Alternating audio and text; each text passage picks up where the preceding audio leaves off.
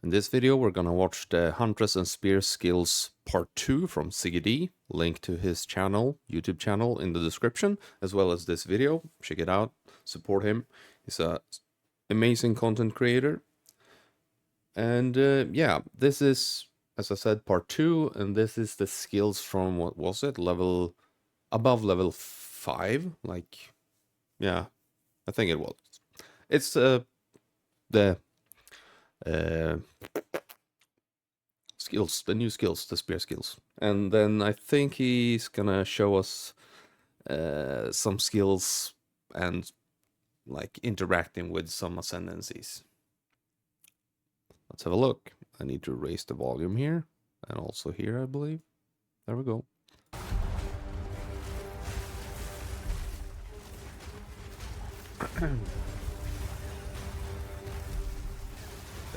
I mean, it looks amazing. G'day folks, ZiggyD here. Welcome back to part 2 of my hands-on look at the Huntress and Spear skills. If you missed part 1, it's linked in the description, so check it out first.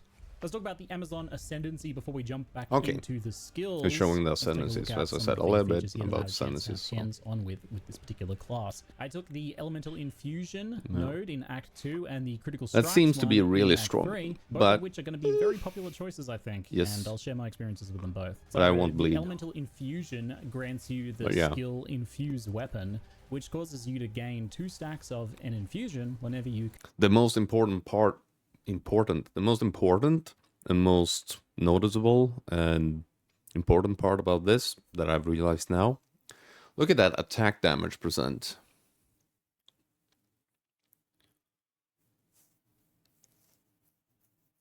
That's a lot of damage, dude. And it all depends if you can use this, the infuse this. If you can use more than one infusion in one hit, you probably double this. So that's 1200. I mean, 1200% attack damage. That's Hammer of Gods. Yeah, it's crazy. If it works like that, maybe it can only consume one type, or yeah. Then if you can get charges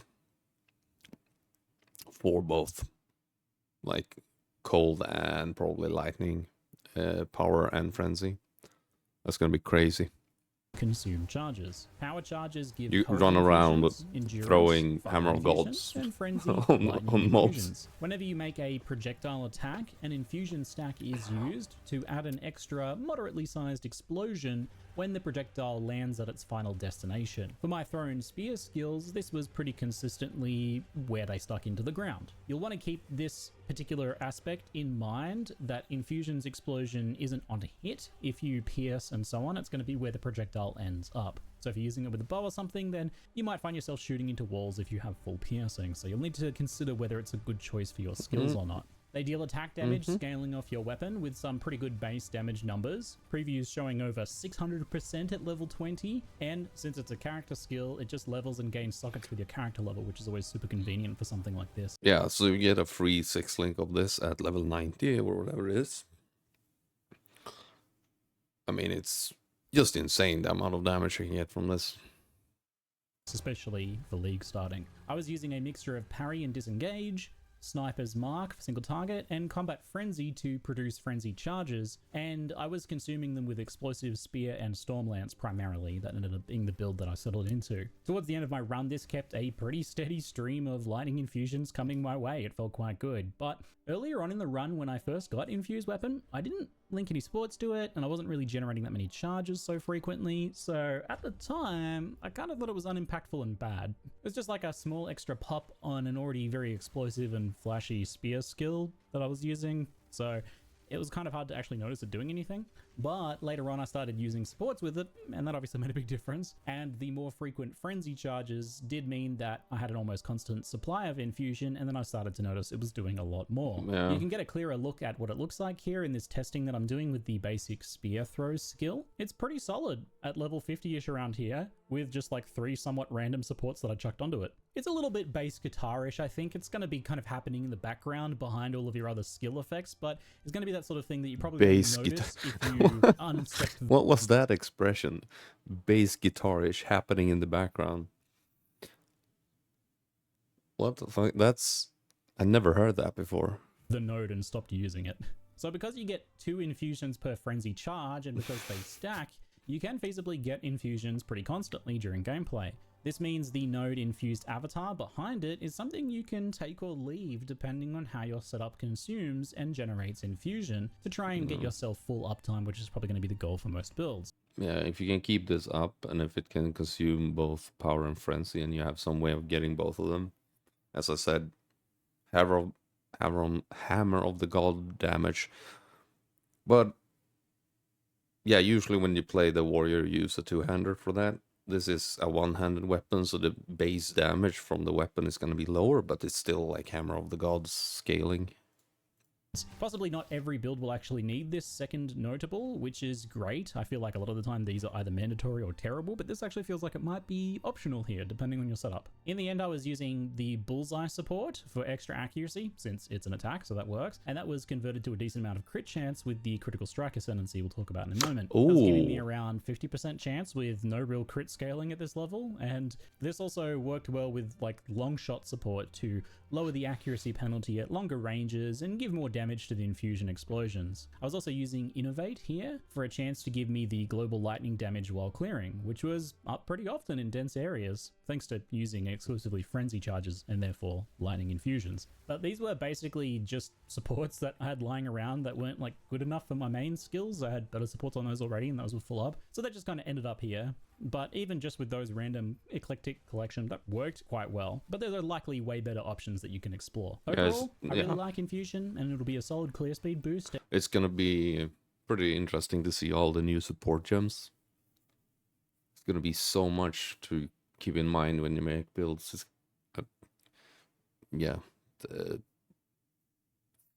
For me, it's not not that important. I just watch other people make builds and copy them. Sometimes I try and make my own, and they're usually okay. And Not potentially broken. even single target enhancement if you're getting frenzy or pre-stacking the infusions before bosses. So the critical strike notable is certainly standing out to people as a core Amazon passive, and I'm here to say, yep, I think it's going to be a fundamental part of why you picked the Ascendancy. Yes. Thanks for attending my TED Talk. Normally accuracy It's caps insane. out at 100%, and anything over that doesn't just do anything, so it's kind of wasted. This notable, however, converts any accuracy over that 100% to critical strike chance. It's worded like it's base crit. The devs suggested it's base crit, and to me, it looks like base crit. It quacks like a duck. When I took the node, I went from about 6% on my skills to 16 to 32% extra crit chance from that hit chance. It's got its own special line there. Now remember that accuracy scales with the distance between you and the target, and you can actually see that now with the below 2 meters, which is the max, I believe. It's estimated at 132% hit chance, and then beyond that, at 5 meters, it's 116%. So you can see exactly where that range comes from, that 16 to 32 figure. Interesting. I've made a really interesting passive tree with a lot of accuracy stacking. I don't know. I mean, I have like 0 defense, and that's not my type of build, so we'll see. Yeah, I like tanky boys, as I said.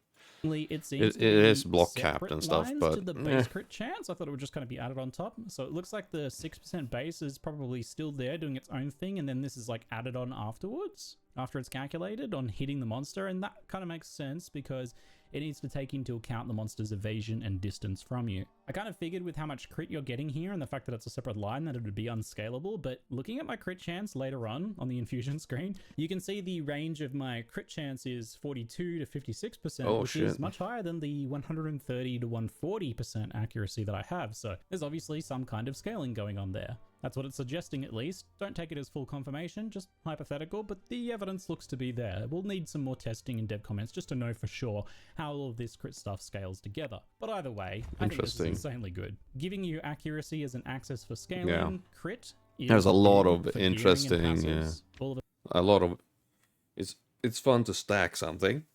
Last league was attributes, but I didn't like that because that was so broken.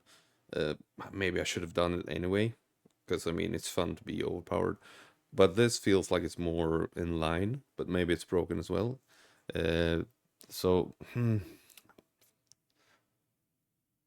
Maybe I'll lean into the accuracy stacking. We'll see though. Yeah. Whatever. Let's continue. Wasted extra accuracy rings and things like that are actually doing something. There's a lot of places to get that as well, and there's a lot of nodes that you might have not really looked at before because you didn't need any more accuracy, but now they're like really good crit nodes, and that lets you free up a lot of space to invest in crit damage, of course. There's a lot of good nodes like Falcon Dive exists. You can scale attack speed at the same time too, and there's potentially room for dex stacking since that gives accuracy, especially if something like Hand of Wisdom in action is still any good. And don't forget about Falcon Technique too, which scales dexterity, so they're kind of scaling the same thing at the same time there. And overall, this was actually impactful right from the get-go when I took it as a leveling node. Usually crit chance is something that's harder to get enough of while leveling for it to be impactful, but you get such a substantial amount here that I actually felt it while leveling, which is my like benchmark for a good, fun, notable. I want to feel it while leveling when I take it, and that is definitely the case here in the campaign. I won't comment on the rest of the Ascendancy because I didn't explicitly test them, but these are the ones I had hands on, and both infusion and accuracy crit are looking really solid to me. There is also that defensive node that, like, what was it? Lower, you get 50% of like the body armor. Evasion or defenses, I think it said. I would try and just get Cloak of Flames in there, I think. Because I like, as I said, tanky. And then you convert, what is it? Up to 48% of Fist to Fire. There you have like your tank. Then you then you're capped on block. And then you have a decent amount of evasion on your helmet, gloves, and boots. And with the build I made, it was like 200% increase, which is decent. With the block on top of that, it could be pretty decent. Well, fuck. I don't know.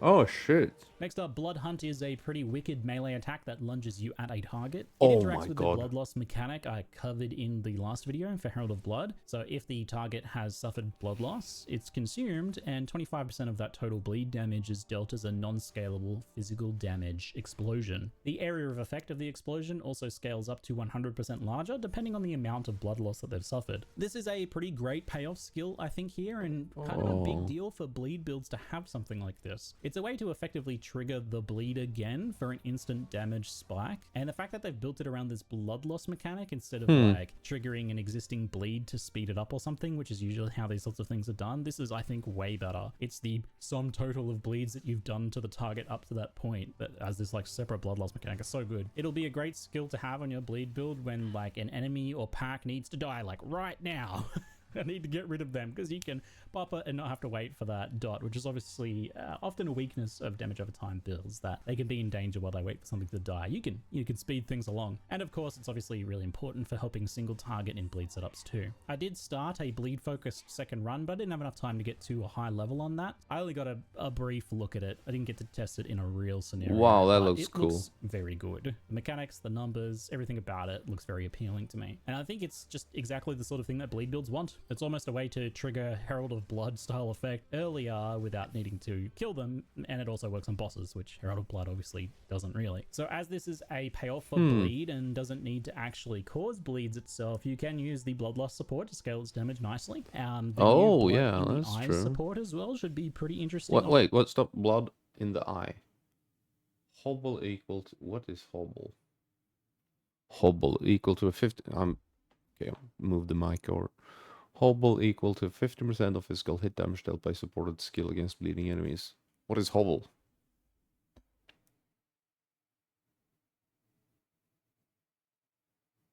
Ah, whatever. Okay, interesting. Option here on Amazon's because Hobble, as a mechanic, lowers evasion, effectively allowing... Hobble starts lowers duration.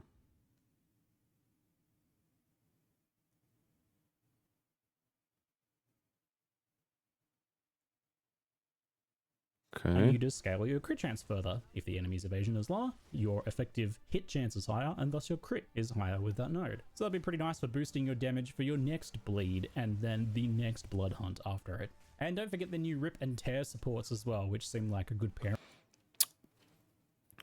Oh yeah, rip. Remnant created by supported last blah blah blah. It's like leave a blood thing and they explode. And yeah, tear just double the effect. With this, if you're using it primarily for clearing at least, give you some big life recovery scaling. Now just a quick note that Glacial Lance wasn't working in the build that I played. It's an Ice Thrown Spear skill, but it's got the wrong icon and it wasn't really playable, so we'll have to wait and see on that one. I can't give you any look at. Okay, so 2 skills have been not shown. I'm hoping for like a bigger hit bleed thing. Like perfect strike kind of thing. We have seen 3 bleed like skills. I'm hoping to see like one more big hitting. Maybe with a cooldown, or you need to build something up to use it, so you can use it on bosses to inflict like a larger bleed when you're on the boss. That one. The only other ice skill is Fangs of Frost, and having that freeze is really useful for combat frenzies, for generating frenzy charges, so having a ranged option to do that could be really good, but we'll have to wait and see what the skill does. I know nothing about it. Sniper's Mark obviously isn't a new skill, but it's the other option on gem level 7 skills here, and it's quite relevant as a way to generate frenzy charges on bosses on demand without needing to parry. So that's pretty helpful for your damage output. You drop a mark on them, causing the next crit you deal to get some extra decent bonus damage to critical hit damage, which is either good or not that important depending on the skill you're doing. If you just hit them with a small hit and consume that, you're not really going to get much damage in the end. But more importantly really is the fact that the mark is consumed when you crit the target to give you a frenzy charge, so that you can do your empowered spear throw and generate infusions and all of that good stuff. The Perfusion support gives you a chance at an extra charge too, so it's obviously a good pairing here. And Sniper's Mark, like all marks, is pretty mana hungry, so you will have to restrain yourself from spamming it too much, which is really what this skill wants you to do. I used Inspiration to help a little bit, lower those mana costs. With the Frenetic passive from the skill tree and the Perfusion support, I was able to get pretty consistent frenzy charges in boss fights with this, with just recasting Sniper's Mark every so often between volleys of thrown spears. It's not really something you have to do, but it is a pretty nice boost to your damage to weave in there.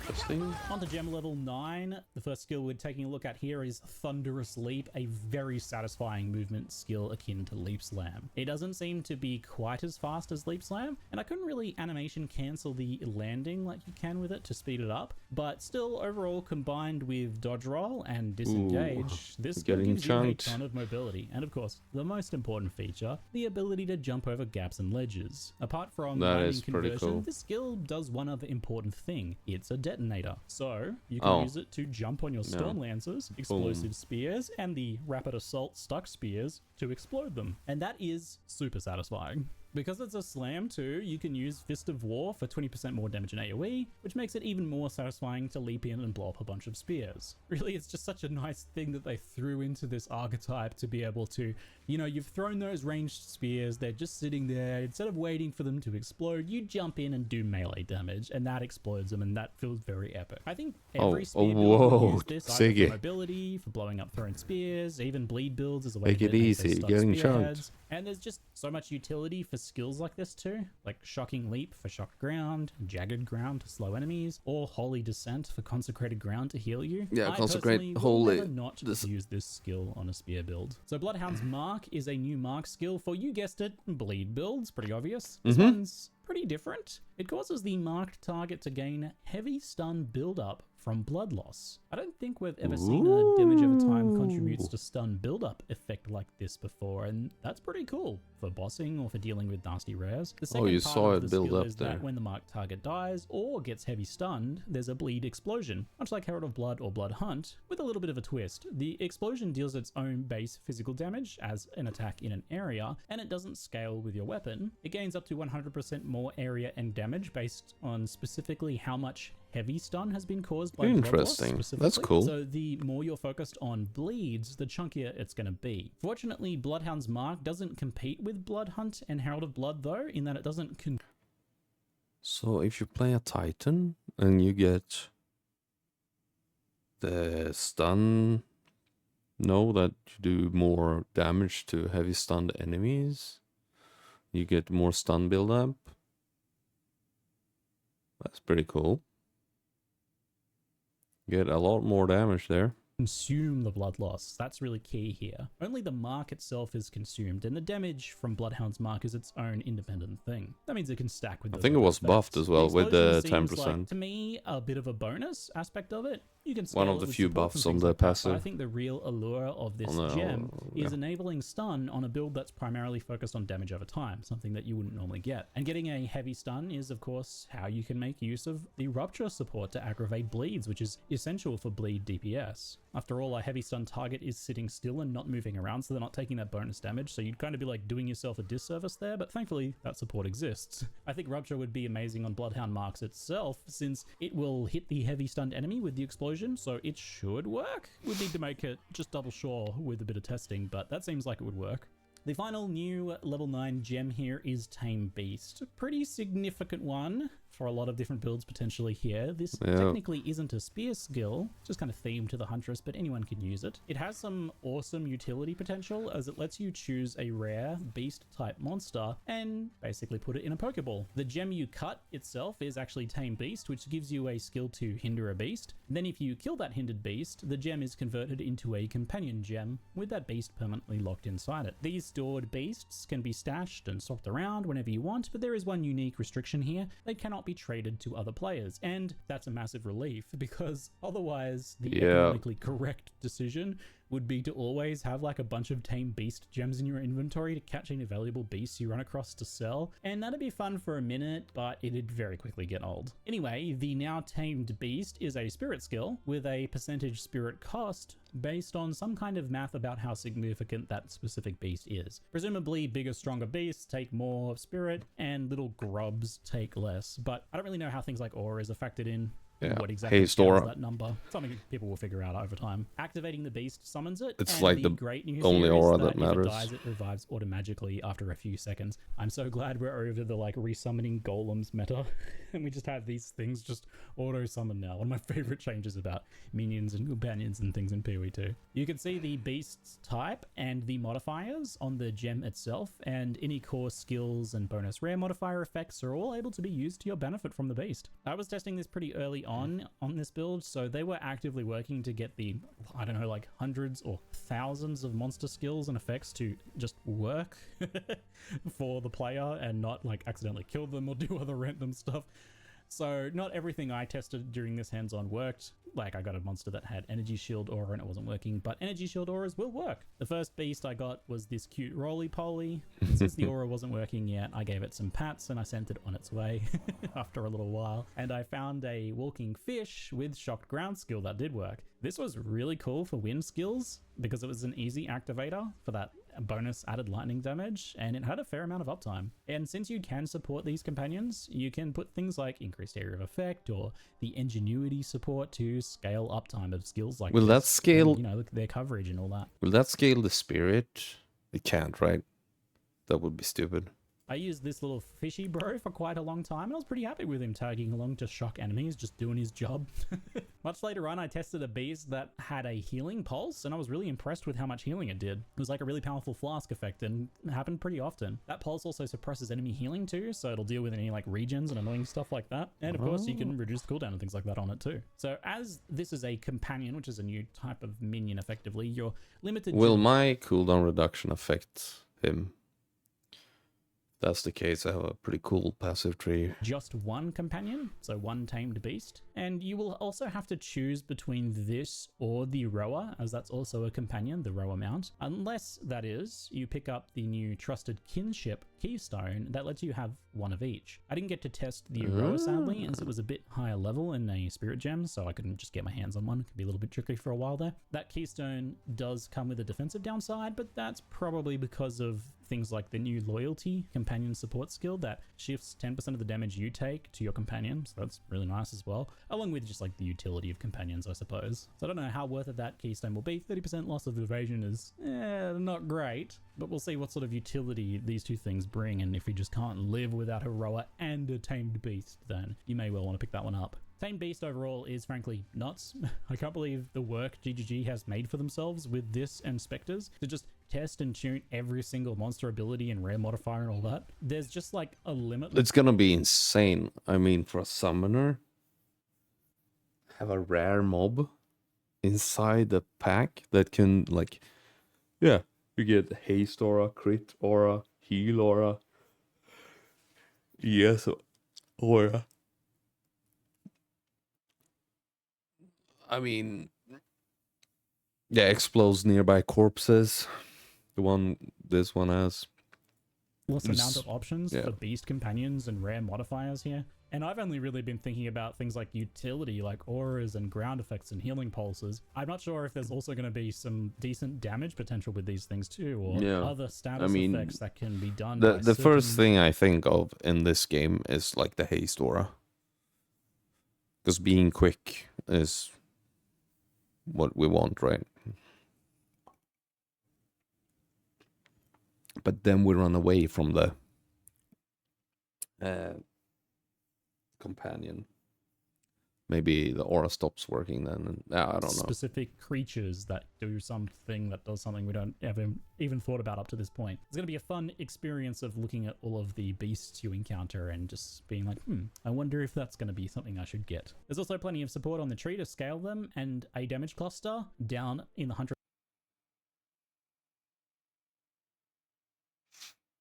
Okay.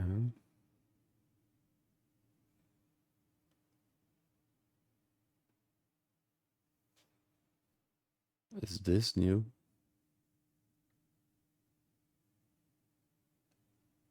This wasn't here. Wasn't it somewhere else before? I don't remember. Both your passive damage and yours with the same nodes, reminiscent of the minion damage notable from PoE 1. And to be honest, this looks good even without a companion for like those those builds that have damage types that are a little bit harder to scale, like bleed and poison. On the topic of spirit skills, Caltrops is a spirit skill that drops 3 Caltrops whenever you dodge roll. They deal a little bit of physical damage and maim on hit. I was a bit disappointed though to find out that they don't work with disengage.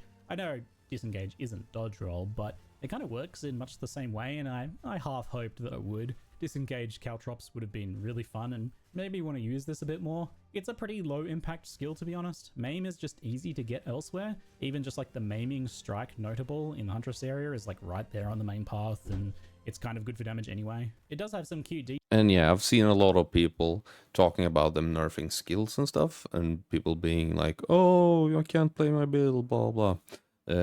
That's just how it's gonna be. It's impossible to balance the game so that everything is equal. So what GGG usually does is that they now it's in beta, so it doesn't apply here, but in the end they buff things and nerf things, and then the next league the meta might change because they nerf the strong thing and buff up some of the weaker things, and then it just goes like in a circle, and then they look into something that haven't been used in a while, buff that, and these Caltrops here is a perfect example. They do nothing now. Super weak. But if they change something else in the game, somewhere else, this might be the strongest like skill that makes something broken because of an interaction that people find. And that is the fun thing with PoE. And I feel like there's a lot of new players coming to the game. They don't understand this. they don't appreciate this. They want the game to be like every other game. And this game is not successful because it is like every other game. It is successful because it has this flair that no other game has. And we don't want that to disappear. If you don't enjoy this flair of this game, Diablo 4 people shit on that. It is a really good game, but it's very basic and straightforward. And most people that enjoy action RPGs don't enjoy that type of gameplay. But if you're one of those people, you should probably play Diablo 4. It's a great game. I mean, I think it's a good game. It's just not for me. Like, I don't enjoy playing it as much as PoE. And I want PoE to be this living thing that, like, they add things get buffed, things get nerfed, everything changes always. That's the heart and soul of PoE, and they can't take that away. The caltrops here reminded me of that so much, that they're super weak, but at some point these might be the most broken thing in the game, and they need to, like, I don't know, have a cooldown on them or something to not make it broken. Details, like the damage scales with thorn scaling, and since they're a projectile, I guess you could use scattershot, which I didn't think to test at the time. And if you're scaling hazards for a spearfield build, then there's some synergy there, but overall I only really see this getting some... Yeah, okay, they scale with thorns, so at some point there might be something that makes thorns broken, and maybe you can make a loop.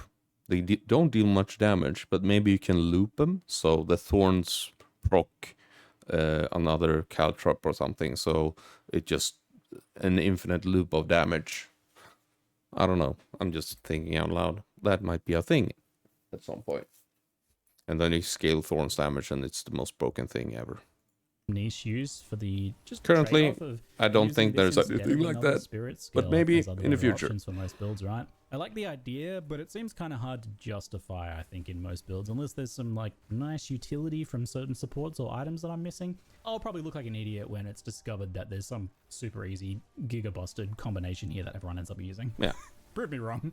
On to level 11 gems, the first of the if two not now, level 11s maybe in the future. we have our Elemental Sundering, which is a build-around elemental attack designed to detonate, freeze, ignite, and shock on enemies or corpses. Just a note, this gem was a bit unfinished here, playable, but it was missing effects and such, so we'll only take a brief look at it. The skill does no damage with the initial pulse, but the pulse detonates any statuses in the area, basically. The explosion damage ranges from very high on frozen enemies to lower on the shocked and ignited ones, since okay, I saw the hit there. He just ground hit the effects ground. do work with this Boom. as well, so you can detonate them, or more specifically, like a shock ground, the shock that it applies to an enemy can be detonated. And that shock ground, if it's still there, will just reapply that after a short delay. The real potential for this one seems to be if you have some nice like proliferation style effects or lots of lingering ignites and such on corpses, so that you can get a lot of overlapping explosions to blast down rares and big packs. But it's kind of hard to judge how good this one's going to be. The use case is a bit unusual in that it requires you to apply ailments to many enemies to do much with it, and in most cases if you're doing that, the enemies are going to be dead. And unless there's a bunch of enemies in that same place and then you can detonate the corpses, you're not really going to need to use it a lot of the time, which was ultimately the case for me while leveling. But I'm not ready to write this skill off, as I think there will be some strong uses for it. It seems like one of those skills that someone's going to figure out how to break the game with. The other level 11 skill is Whirlwind Lance, which is a thrown spear that creates whirlwinds. Same that's as cool. Whirling Slash. Whirlwinds are kind of their own separate secondary skill effect, and this creates them too. The lance is a simple but somewhat hard-hitting spear throw. If it kills something, it creates a stage 3 whirlwind straight up, normally just stage 1, and it'll also consume a frenzy charge if able to create a stage 3 whirlwind, so you've got two ways of doing that there. A big difference between this and Whirling Slash, besides being a ranged attack, is that you can throw and boost whirlwinds up stages still, but you can also create up to 5 separate whirlwinds in different locations if you position them far enough away from each other. The whirlwinds work a little differently here too. These whirlwinds collapse and explode not when you leave them, since you're not even in them to begin with, but when you actually enter them for the first time. So you can place them and then dash in, maybe for a melee attack or something, to explode them. It's the opposite of Whirling Slash, which detonates when you leave them. It seems like both Barrage and Scattershot could work with this, but I didn't get a chance to test this skill too much. I'm guessing it so you can stand there and do the whirlwind thing, jump out, explode, throw a few things on, throw one of these on them,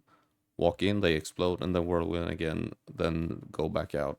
That's pretty cool. If you threw 3 spears or if you barraged, you would be effectively always creating stage 3 whirlwinds, which could be good. Overall, it's kind of a tough skill to judge. It seems like it has pretty good potential, and you can of course use it as a combo piece to create whirlwinds to empower your twisters at range, which might be the primary use case maybe. Level 12 skills are typically the big cooldown or payoff finisher style skills, and that's certainly the case here. The first is Wind Serpent's Fury. It's the only melee spear attack I believe that uses frenzy charges. The rest are all ranged attacks. On use, it thrusts your spear forwards and consumes all frenzy charges to create a twisting wind serpent per frenzy charge consumed. The thrust itself is a slow but pretty heavy hitting attack with built-in knockback, and each serpent also hits and knocks back enemies as well, with increased distance against unique enemies, which is it a kind of fist? Necessary as often unique. Can we see the gem? Did we see it? This skill is designed to push things that you can't normally push. If you do manage to push a smaller enemy into a bigger one, we don't see or any enemy into a wall, then the skill also creates a shockwave that deals extra damage in an area. And I imagine scaling, knockback range, and things like that are probably going to be where this skill starts to really shine, especially in tight maps where you can get a lot of enemies to kind of just smash into each other and then smash into a wall for a whole bunch of shockwaves. Probably going to be very satisfying. It's really hard to see the potential here from just the footage of me testing it briefly, but I think in, you know, the right builds that, especially something that's able to generate frenzy charges consistently, we're going to see, like, I don't know, builds one-shotting bosses with this by just bullying them into a wall.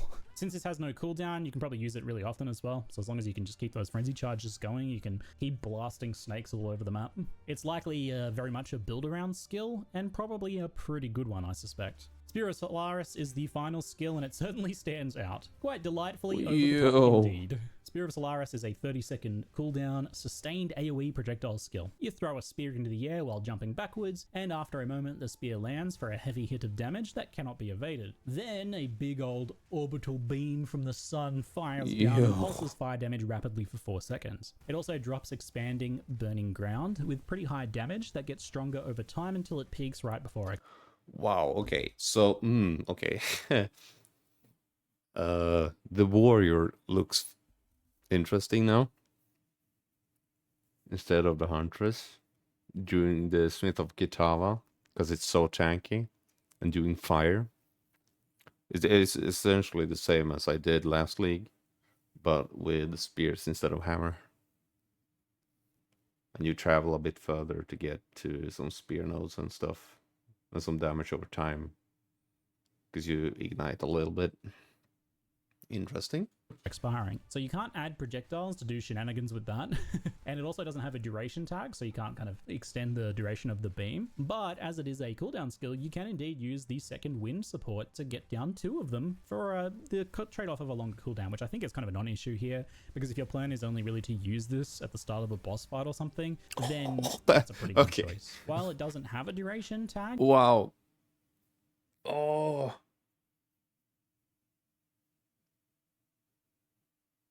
That looks so cool though. The burning ground should still be supportable with the spoiler, I suspect. That'll need testing. And it's got some pretty big damage on that burning ground, so it could really be worth it to have that stick around for longer. Generally speaking, with big cooldown skills like this, the question is always just whether you want to dedicate the skill slot and the supports that could go elsewhere to something that you can't use constantly.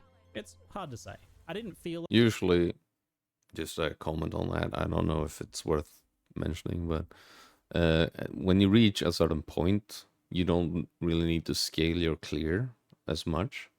So you can remove some of the good like scaling damage supports and bring them to like a big hitter to have on bosses. Yeah. So you have enough damage with just... yeah, let's say you use 6 supports, but you only need 5. So you can just remove one of them and put one of the good damage scalers to this one. That happened to me. Like I don't Yeah, like on my it was warrior, I too didn't need the worthwhile 6 link during to clear. leveling, and I had a lot of skills competing for my attention on the Huntress and on the spears in general. But it's got some really big numbers, so I'm sure it'll see some use in endgame. Honestly, its biggest downside is that it's just a bit too epic. You can't really see anything when Yeah. you use it, especially if you use 2 of them. I have no idea what the boss is doing when it's getting beamed. So that's the skill overview done. I hope you enjoyed these early looks at the Huntress and the spear skills. Oh. While not all of the skills clicked with me, many of them did, and really importantly, the fundamentals. This makes it so hard, dude. Disengage, Thunder Asleep, and that whole melee range mix just felt really good to me. The Huntress and Spears are a complex playstyle with lots of possible interactions to explore. You could honestly spend a season just messing with builds in this one archetype. I loved the Explosive Spear and Storm Lance combination for Elemental, and the Bleed skills felt really fun in general. I do really hope that Bleed comes together because I know the damage type as a whole had a lot of issues in 0.1, but hopefully here with a fair bit more support, it'll be worthwhile now because that Bleed playstyle is really appealing to me and I want those skills to be good because they feel and look really good. I think the safest choice is going to be the elemental approach with wind skills or frenzy spear throws, so I don't think you can go wrong with either of those if those look appealing to you. And Amazon overall as a class is really flexible because it's going to work with both elemental and bleed setups just fine. Yeah, okay. That crit scaling is that's a good point. I should probably take the Amazon because you can use both bleed and elemental skills. So depending on which skill I like, I can go that route. With the Smith of Kitawa, it's like it's the same there though, but it's mostly fire. If you want to go into something, you have like the fire. That's probably where you would lean with that. But I mean, it's just defense on that guy. Yeah. But it's so strong. It's so easy to cap your assists. It's fucking stupid. And you can get max res. And you can get block capped. Wow, fuck. Shit, it's so hard to decide. I should just go with the Amazon and do its spears, just because it's both new. Good choice for those. I haven't decided which route I'll go with. Maybe after the patch notes, I'll see if Bleed looks like it's going to be good enough as a whole, because those skills and that playstyle seem the most fun and dynamic to me. I'm just a little bit concerned about single target, but AoE clear is obviously going to be fine with Herald of Blood and Rake. Anyway, I'll try and do some leveling theorycraft guides maybe if I have some time after these videos, or something after launch, either way. But that's it for now. I'm ZiggyD, and thanks for watching. Ziggy.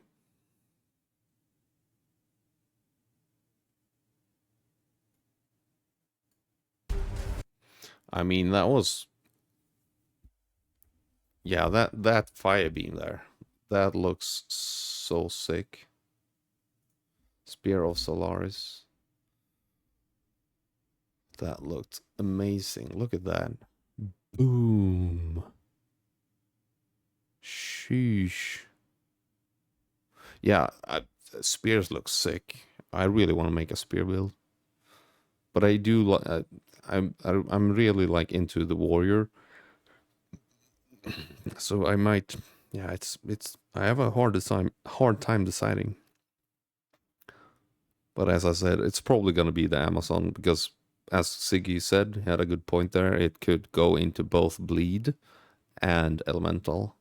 So I can just pick that and then go with the crit node from the beginning, like your first ascendancy, and get some crit going. And then after that, we haven't seen the passive tree yet. So that I want to see if there's any huge changes there, because I didn't look at it too much in the patch notes. I just want to see the tree and plan out a passive tree a little bit and see how I feel when I look at the tree at least. To see if there's any tree that looks like balanced in the way that you get a lot of damage in the beginning, you get a lot of more defense and defensive things at the end, because you want damage when you level, and then at the end you want to start scaling up your defense a little bit. And if the passive tree just naturally works that way, it's usually a decently good starter.